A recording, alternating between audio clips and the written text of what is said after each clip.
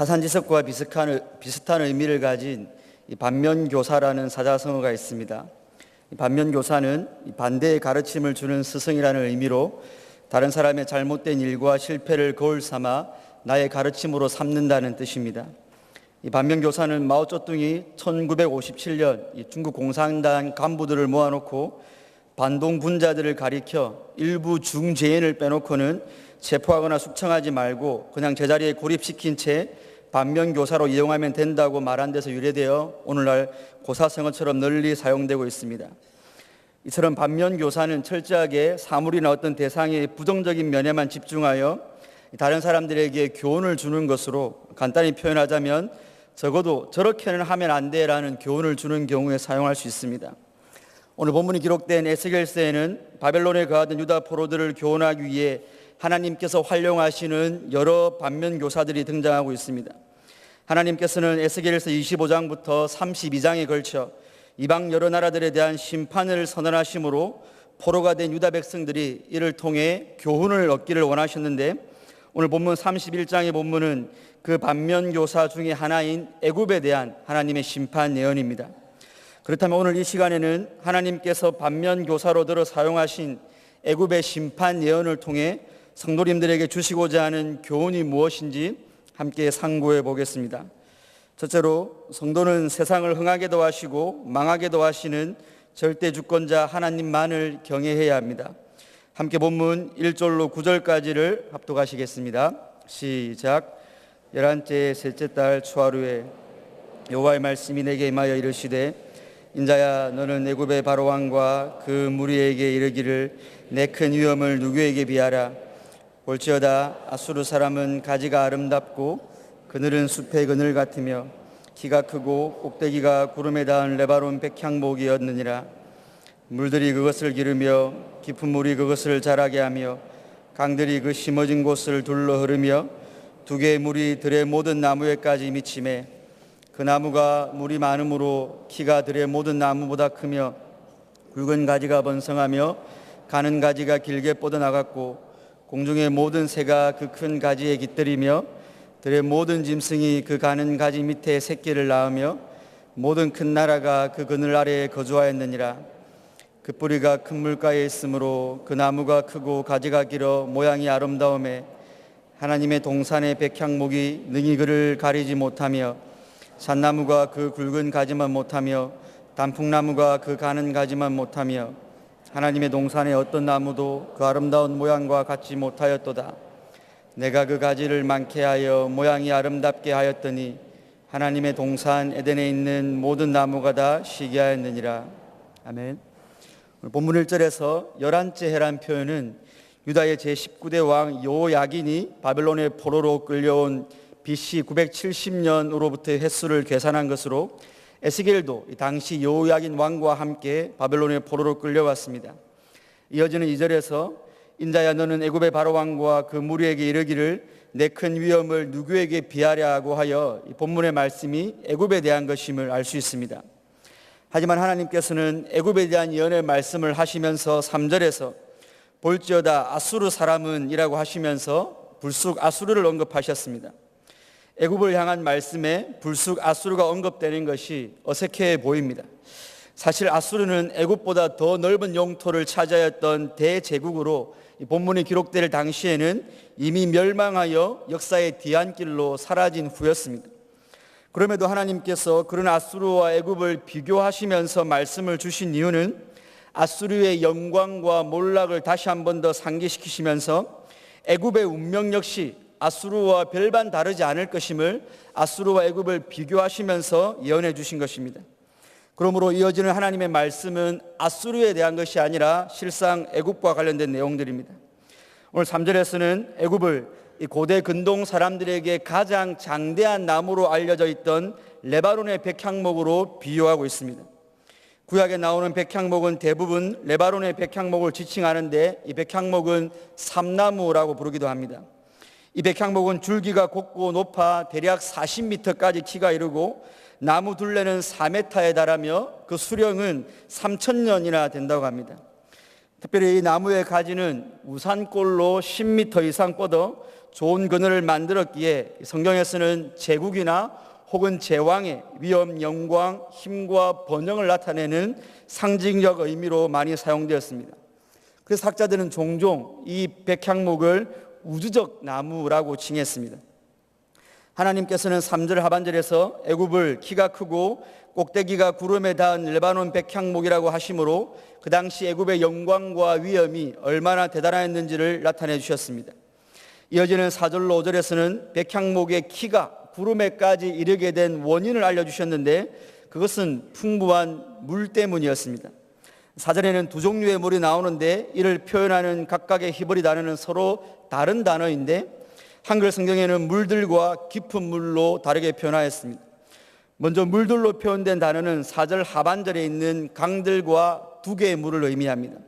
이 강물은 애굽을 관통하여 흐르는 나일강의 물을 염두에 둔 것이고 두 개의 물은 나일강으로 이어지는 수많은 수로를 통하여 공급되는 물을 염두에 둔 표현입니다. 그리고 깊은 물로 번역된 히브리어는 성경에서 여러 가지 상징적인 의미로 사용되었는데 이 본문에서는 땅 속에 있는 물을 의미합니다. 창세기 7장 11절을 보면 노아 시대 홍수에 날 때 그날에 큰 기품의 샘들이 터지며라고 했는데 이때 큰 기품의 샘들이 바로 오늘 본문에서 깊은 물로 번역된 단어와 동일한 단어입니다. 이처럼 물들과 깊은 물들로부터 이 충분한 수분과 영양분을 빨아들인 이 백향목은 5절에 기록된 대로 들의 모든 나무보다 크고 굵은 가지는 번성하며 가는 가지는 아주 길게 뻗어나갔습니다. 그래서 6절에 있는 표현대로 공중의 모든 새와 들의 모든 짐승이 그 나무가 제공해주는 그늘 아래 안연히 거할 수 있었던 것입니다. 뿐만 아니라 이 백향목의 아름다움과 위엄과 영광이 얼마나 뛰어났던지 9절에 기록된 대로 하나님의 모든 동산, 즉 하나님이 창조하신 모든 세상 나라가 다 시기할 정도였습니다. 이 백향목에 대한 이러한 묘사는 온 세상에 미치는 애굽의 영향력을 강조하는 것으로 정치, 경제, 군사적인 모든 면에서 다른 나라를 압도했던 강국으로 군림했음을 상징적으로 묘사해 줍니다. 그런데 다른 나라와 비교할 수 없는 애굽의 영광과 위엄을 진술하던 성경이 10절 이후로는 그 분위기가 사뭇 달라집니다. 함께 본문 10절로 14절까지 합독하시겠습니다. 그러므로 주 여호와께서 이같이 말씀하셨느니라. 그의 키가 크고 꼭대기가 구름에 닿아서 높이 솟아났으므로 마음이 교만하였은즉 내가 여러 나라의 능한 자의 손에 넘겨줄지라. 그가 임의로 대우할 것은 내가 그의 악으로 말미암아 쫓아내었음이라.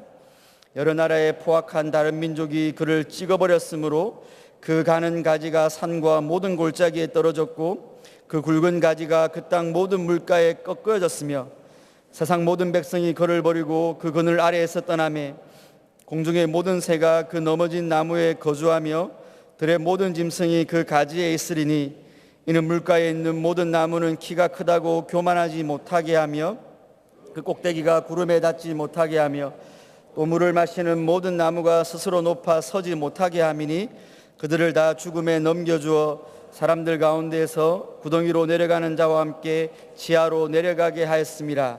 아멘.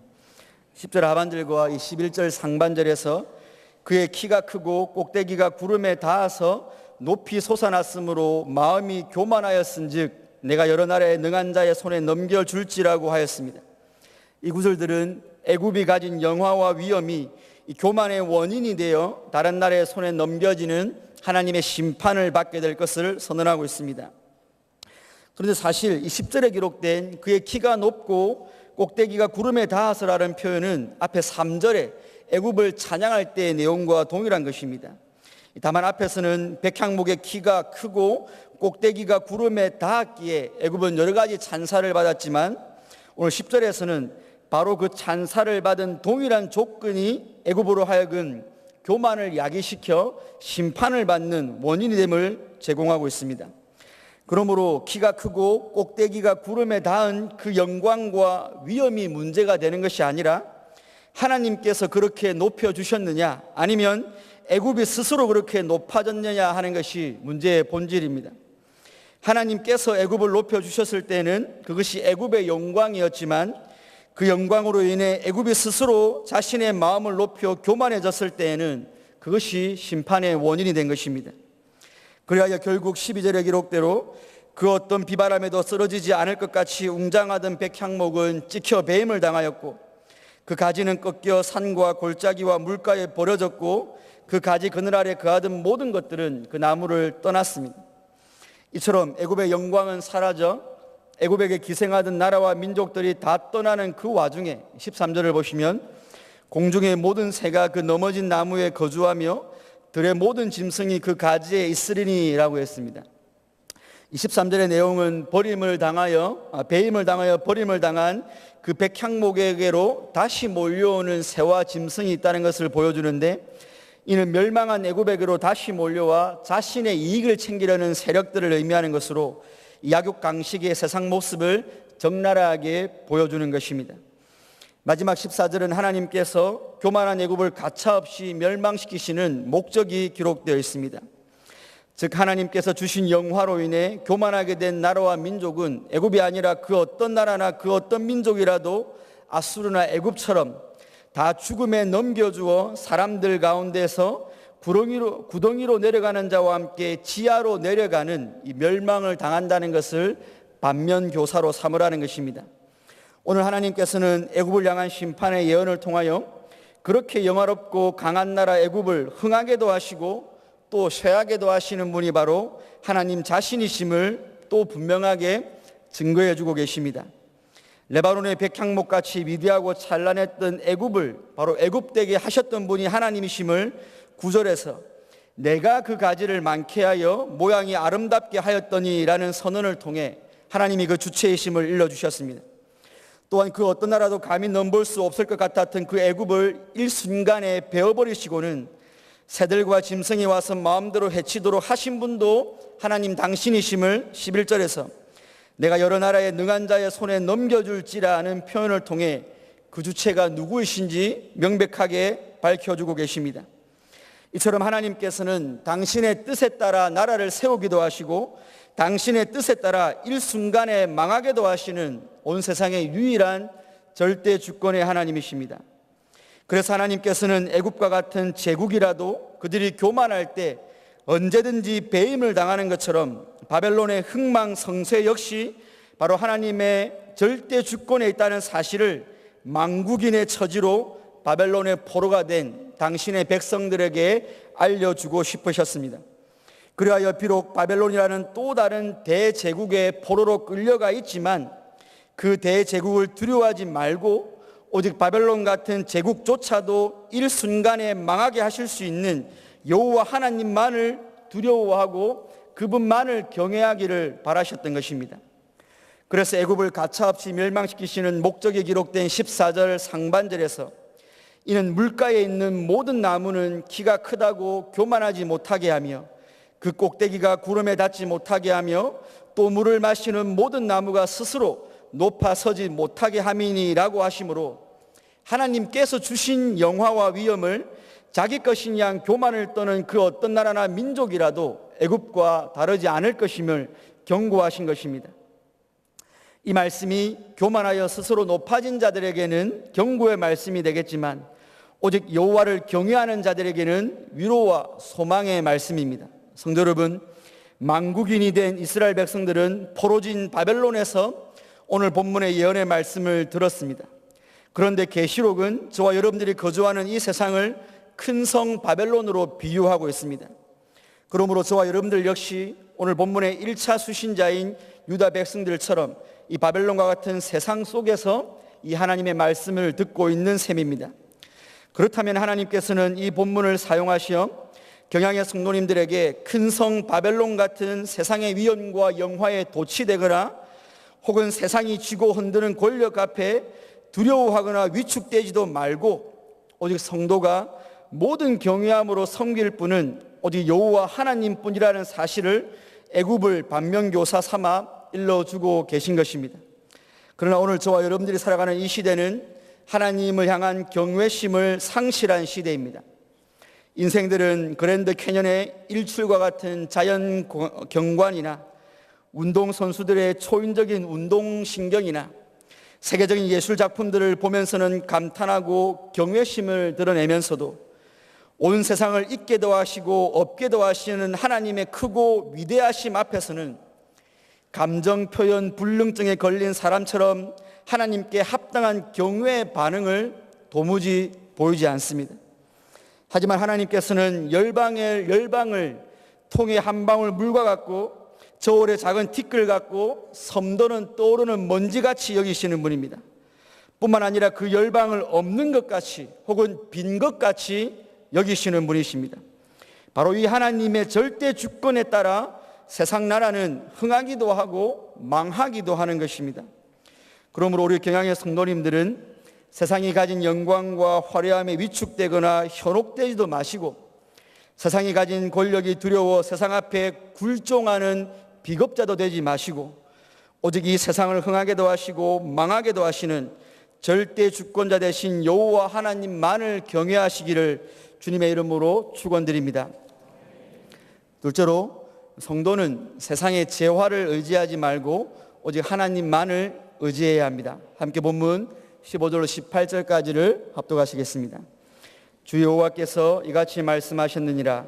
그가 서울에 내려가던 날에 내가 그를 위하여 슬프게 울며 깊은 바다를 덮으며 모든 강을 쉬게 하며 큰 물을 그치게 하고 레바논이 그를 위하여 슬프게 울게 하며 들의 모든 나무를 그로 말미암아 쇠잔하게 하였느니라.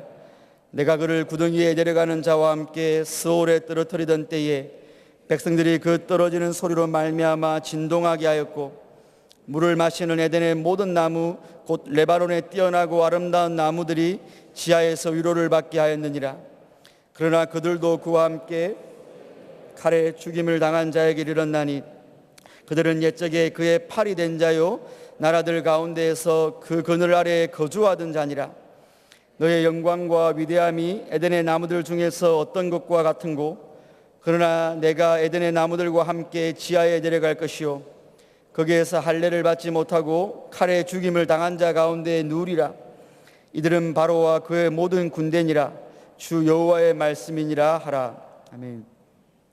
15절로 18절까지는 애굽의 멸망에 대한 당시 주변국들의 반응이 기록되어 있습니다. 특별히 15절에서 드러나고 있는 주변국들의 주된 반응은 이 한 구절 안에 두 번이나 나타나고 있는 슬프게 울다라는 표현입니다.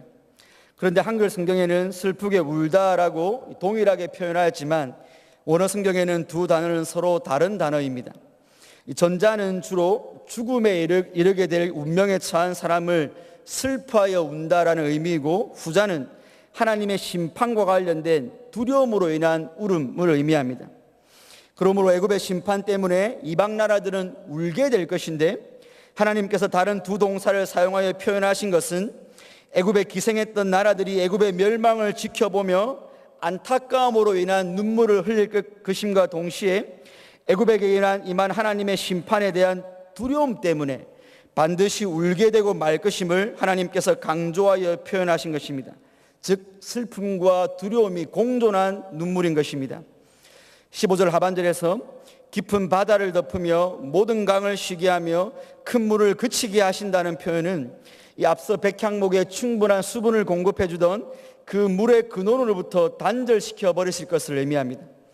또한 들의 모든 나무를 그로 말미암아 쇠잔하게 하였느니라는 표현은 물의 공급이 차단되어 그 어떤 나무도 이제 애굽처럼 거대한 제국으로 자라지 못한다는 뜻인데 이는 애굽 이후에 그 어떤 제국이 생성하지 못한다는 것이 아니라 애굽처럼 교만한 제국들은 하나님의 심판을 피할 수 없다는 뜻입니다. 이어지는 16절에서는 내가 그를 구덩이에 내려가는 자와 함께 스올에 떨어뜨리던 때, 즉 하나님의 영원한 심판을 애굽이 받을 그때에 애굽의 모든 나무 곧 레바논에 뛰어나고 아름다운 나무들이 지하에서 위로를 받게 된다고 말씀하였습니다. 이는 하나님의 심판으로 인해 영원한 형벌을 받을 애굽이 음부에 내려갈 때 이미 애굽 때문에 음부에 내려가 있던 적대국들이 애굽의 망함을 보고 위로를 받는다는 일종의 풍자적인 표현입니다. 그러나 더 중요한 사실은 16절 중반절에서 백성들이 그 떨어지는 소리로 말미암아 진동하게 하였고라는 표현입니다. 여기 백성은 애굽과 동시대에 존재했던 다른 나라를 의미하고 진동하게 하였다라는 단어는 땅이 흔들릴 정도의 강한 요동을 나타내는 것으로 다른 나라들이 애굽에게 임한 하나님의 심판을 보고 벌벌 떨었다라는 사실을 실감나게 묘사하고 있습니다. 즉 애굽을 향한 하나님의 심판이 얼마나 처절하고도 비참했던지 하나님의 심판 앞에서 극도의 공포감을 느꼈던 것입니다. 이어지는 17절에서는 애굽의 심판 앞에 극도의 공포감을 체험했던 그 나라들까지도 이미 지하에 가 있는 자들과 마주하게 될 터인데 그들을 향하여서 성경은 옛적에 애굽의 팔이 된 자요 나라들 가운데서 그 그늘 아래에 거주하던 자라고 표현하고 있습니다. 이 주변 나라들을 향하여 그의 팔이 된 자요라는 표현은 그들이 애굽의 교만과 악행에 동참한 사실을 의미하고 그 그늘 아래에 거주하던 자라는 표현은 애굽의 막강한 영향력을 자신의 피난처로 삼아 경제적 군사적 원조를 받아 애굽의 세력 밑에서 안주하려던 나라들을 섭성을 가리키는 표현입니다. 그러니까 하나님께서는 애굽을 의지하면서 애굽의 악행에 참여했던 그 나라들도 하나님의 심판을 피할 수 없을 것이라는 사실을 주지시켜 주고 계신 것입니다. 28절 마지막 부분에서는 이 모든 심판 예언의 끝에 이들은 바로와 그의 군대지라 주 여호와의 말씀이니라 하라란 내용으로 종결되어 이 심판의 예언이 이 바로와 그의 군대들임을 밝혀주고 있습니다. 그러나 비록 이 심판 예언을 들어야 할 대상이 바로와 그의 군대들이라 할지라도 이 심판 예언의 목적은 바로 바벨론에서 포로 생활을 하던 하나님의 백성들을 위한 것임을 우리 다시 한 번 더 기억할 필요가 있습니다. 왜냐하면 17절에서 애굽과 함께 심판을 받아야 할 대상인 애굽의 그늘 아래에 거주하던 자 중에는 남유다도 포함되어 있었기 때문입니다. 앞서 말씀드린 대로 에스겔은 주전 598년경 이 바벨론의 느부갓네살 왕의 예루살렘 2차 침공 때 요야긴 왕과 포로가 되어 끌려왔습니다.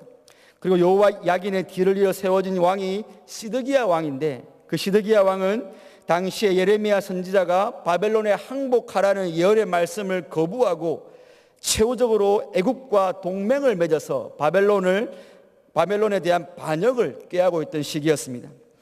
이처럼 남유다가 애굽과 동맹을 맺어 최후 발악을 하던 그 시기에 에스겔서 13장 10절을 보면 거짓 선지자들이 일어나서 그들이 내 백성을 유혹하여 평강이 없으나 평강이 있다고 하여 바로 애굽이 남유다를 도와줘서 바벨론을 물리치고 해방을 가져다 줄 것이라고 거짓말을 퍼뜨리고 다녔던 것입니다. 시기적으로 보면 남유다가 바벨론의 3차 침공으로 멸망하기 바로 몇 개월 남은 그 시점에 유다에 남아있던 자들과 바벨론에 포로된 자들 역시 여전히 애굽이라는 다 쓰러져가는 백향목의 그늘 아래 거하려고 했던 것입니다. 그러므로 이미 말씀드린 것처럼 이 심판 예언의 대상은 애굽이지만 이 심판 예언의 목적은 여전히 애굽의 그늘 아래 거하려 하는 유다를 향하여 그 그늘에서 나와 애굽과 함께 그 그늘 아래 거주하는 자들이 받을 임박한 진노로부터 피하게 하기 위한 하나님의 은혜의 경고인 것입니다. 그리하여 포로가 된 이스라엘 백성들로 하여금 이제 다시는 그런 세상이 주는 유익과 재화를 의지하지 말고 열왕을 심판하시는 그 하나님만 바라보고 하나님만 의지하라는 교훈을 주고 계신 것입니다. 세상이라는 나무가 만들어 놓은 신기루와 같이 없어질 그 그늘에 들어가서 쉬지 말라는 것입니다. 계시록 18장 2절과 4절에서는 오늘 본문의 교훈과 일치되는 내용이 다음과 같이 기록되어져 있습니다. 힘찬 음성으로 외쳐 이르되 무너졌도다 무너졌도다 큰 성 바벨론이여 귀신의 처소와 각종 더러운 영이 모이는 것과 각종 더럽고 가증한 새들이 모이는 것이 되었도다. 그 음행의 진노의 포도주로 말미암아 만국이 무너졌으며 또 땅의 왕들이 그와 더불어 음행하였으며 땅의 상인들도 그 사치의 세력으로 치부하였도다 하더라. 또 내가 들으니 하늘로부터 다른 음성이 나서 이르되 내 백성아 거기서 나와 그의 죄에 참여하지 말고 그가 받을 재앙들을 받지 말라라고 합니다. 이와 같이 성경이 진술하는 것처럼 역사 이래 이 세상이라는 거대한 우주적 백향목 아래로 세상이 제공하는 재화를 얻고자 수많은 세상의 새들이 몰려들었습니다. 그들은 세상이라는 거대한 백향목 그늘 아래서 영웅이요 혹을 넣어서 자신의 이름을 내며 그 세상임을 음미하고 누리며 안락한 삶을 살고 싶어 했습니다. 그러나 하나님은 세상의 재화와 가치만을 추구하며 그 세상의 백향목에 내려앉은 모든 새들을 더럽고 가증한 새라고 하십니다.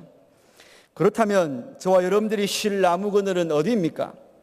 공관복음서에서는 공통적으로 하나님 나라를 이렇게 비유합니다.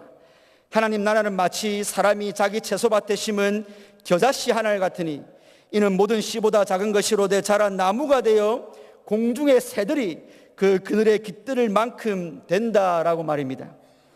우리처럼 우리 예수님께서는 이스라엘 백성들이 구약을 통해 잘 알고 있었을 백향목 나무의 우주적 비유를 통하여서 그것과는 상관없는 겨자씨 나무로 백향목 나무를 바꾸시고서는 하나님이 통치하시는 하나님의 백성이 들어가 쉬어야 될 그 그늘은 처음에는 미미한 겨자씨와 같지만 그것이 자라서 공중의 새들이 그 그늘에 깃들일 수 있을 정도의 또 다른 우주적 나무가 된다라고 일러주신 것입니다. 그러니까 성경은 세상을 상징하는 거대한 백향목 나무와 하나님 나라를 상징하는 겨자씨 나무를 제시함으로 이 세상에 두 종류의 우주적 나무가 있음을 알려주는 것입니다. 이처럼 성도가 거하여 안위함을 얻고 그 그늘을 통해 죄악의 해로움으로부터 보호를 받고 그 나무에서 열리는 열매를 따먹어 풍성히 거할 수 있는 것은 오직 하나님 나라라는 우주적 나무의 그늘뿐입니다. 이 하나님의 나라는 열국들과 같이 아니하여 쇠하지도 아니하고 진동치도 아니하고 멸망치도 아니할 영원한 하나님의 나라입니다. 그것은 열강의 열왕이 통치하는 것이 아니라 바로 열강의 열왕들을 심판하시며 자기 백성들을 사랑하시되 끝까지 사랑하시는 그 하나님께서 통치하는 실제적이며 영원한 나라입니다. 성도가 안연히 거할 그 하나님 나라가 제공하는 그 그늘에만 오직 하나님이 제공하시는 의와 평강과 희락이 충만합니다. 그러므로 성도는 자신의 모습을 돌아보고 점검하여 과연 자신이 지금 어느 나무 그늘 아래 거주하고 있으며 어느 나무 그늘이 제공해주는 열매를 더 추구하며 살아가는지 때때로 확인할 필요가 있습니다. 혹 우리는 하나님 나라에 속한 하나님의 백성이라고 하면서도 여전히 세상이 가치 있다고 세상 사람들이 좋아하고 세상 사람들이 추구하는 그런 세상이 제공하는 재화를 더 의지하고 있지는 않은지 곰곰이 생각해 봐야 합니다. 만약 우리가 하나님보다 세상을 더 의지하는지 안 하는지를 잘 모르시겠다면 세상 나무가 제공하는 재화와 하나님 나라가 제공하는 유익들 중 어떤 것이 나에게 결핍되었을 때 여러분들이 언제 더 민감하게 반응하는지를 점검해 보시면 됩니다. 만약 이 땅에서 먹고 마시는 문제는 아주 민감하게 반응하시면서도 말씀과 기도 생활과 같은 영적인 양식과 호흡에 둔감하다면 우리는 여전히 세상 나무 그늘에 거하고 있을 확률이 높습니다. 만약 이 땅의 직장에서나 사업체에서 개인이나 조직의 발전을 도모하고 그럼에도 업무 성과가 없을 때에는 아주 민감하시면서도 내 영혼의 성화의 진보나 우리 교회 공동체의 영적 성장에는 아무 관심이 없다면 여전히 세상 나무 그늘에 거하고 있을 확률이 높습니다. 만약 매일같이 변동되는 주식이나 부동산 시세와 같은 나의 재산 증식을 위한 정보에는 아주 빠삭하고 분초가 다르게 민감하게 반응하시면서도 하나님의 말씀에는 아무런 관심도 없고 나의 영혼을 갉아먹는 영적 유해 세력에 대해서는 날마다 무방비 상태로 살아가고 있다면 여전히 세상 나무 그늘에 거하고 있을 확률이 아주 높습니다.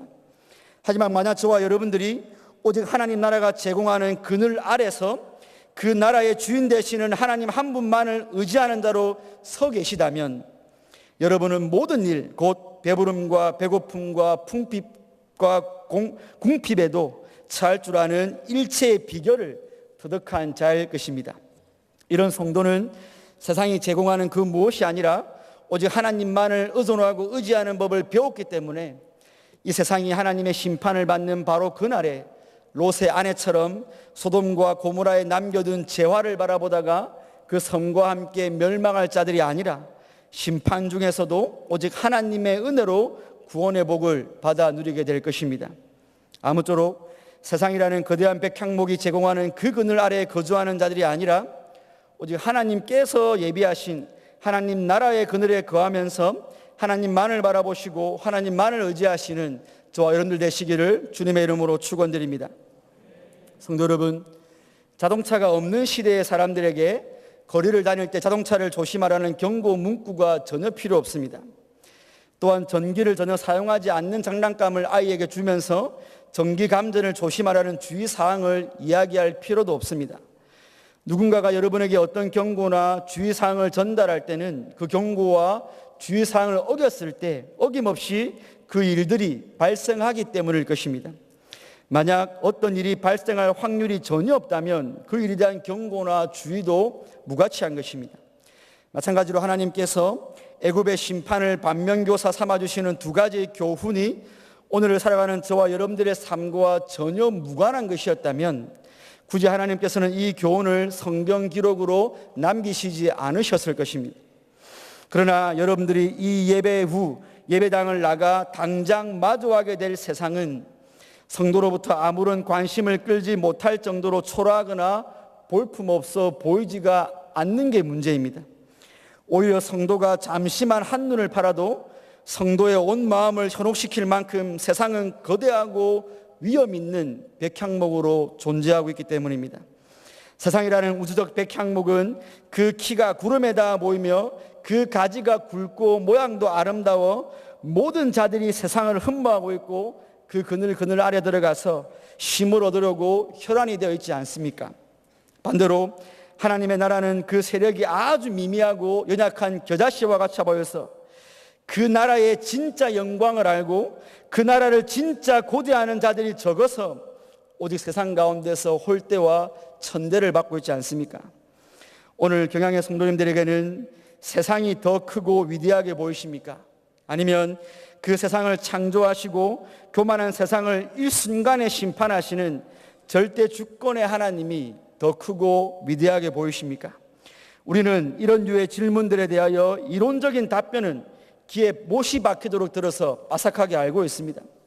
아마 조금만 신앙이 있는 분이라면 절대로 내 신앙의 어떤 자랑을 하기 위해서라도 세상이 더 크고 위대하다라고 쉽게 말하지 않을 것입니다.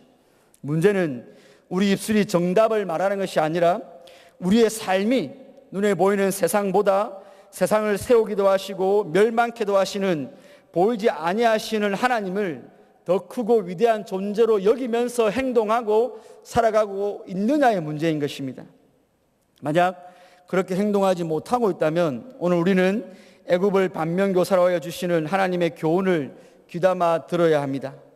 과연 하나님의 의에 세워지고 위대어 변성케 된 애굽이라는 세상과 그 세상을 존재하게 하시고 유지하여 주시며 뜻에 따라 멸망시키기도 하시는 하나님 중에 과연 그 무엇이 저와 여러분들의 경외의 대상이 되어야 되겠습니까?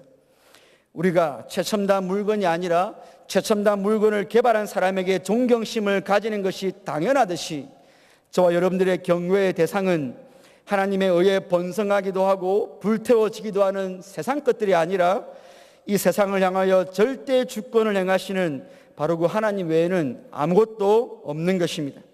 이 진리를 아는 자들은 절대로 멸망할 세상의 그늘에 안주하는 것을 자신의 자랑으로 삼지 않고 그 그늘이 제공하는 재화들의 마음을 빼앗겨 그 세상을 의존하며 살지 않을 것입니다. 성도는 그 세상 그늘 아래에 거주하던 자들의 최후를 아는 자들입니다. 성도는 세상 그늘 아래 거주하며 그 그늘이 제공하는 재화를 의지하여 세상에서 영웅이요 호걸이요 부자 되고자 하는 자들이 하나님 보실 때 더럽고 가증한 쇠일 뿐임을 아는 자들입니다. 그리고 성도는 하나님께로부터 백향목 그늘 아래에 거주하지 말고 거기서 나와 겨자씨와 같은 하나님 나라의 그늘로 들어오라는 복음의 초청을 받고 은혜로 그 나라에 입성된 자들입니다. 그래서 참 성도는 세상 재화나 가치의 획득이나 상실 때문에 일비하지 않고 오직 하나님을 의지함으로 장망성 세상 가운데서도 하나님 나라의 의와 희락과 평강을 누리는 자들입니다. 아무쪼록 애굽이라는 거대한 우주적 나무가 주는 교훈을 저와 여러분들의 반면교사로 삼아 오직 여호와 하나님만을 경외하시며 하나님 한 분만을 의지하시는 경양의 성도님들 되시기를 주님의 이름으로 축원드립니다.